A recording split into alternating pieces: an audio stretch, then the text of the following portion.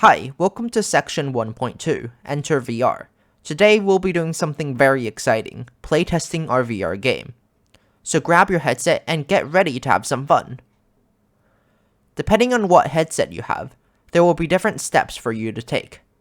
The 3 following videos in this playlist will be covering these different setup processes. Please go to the one that reflects the headset you have.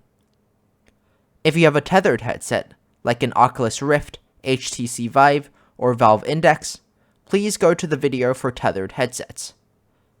If you have an all-in-one headset, such as the Oculus Quest, go to the video for all-in-one headsets. Alternatively, Oculus Quest users may also choose to use Oculus Link to make their device run through their computer, just like tethered headsets.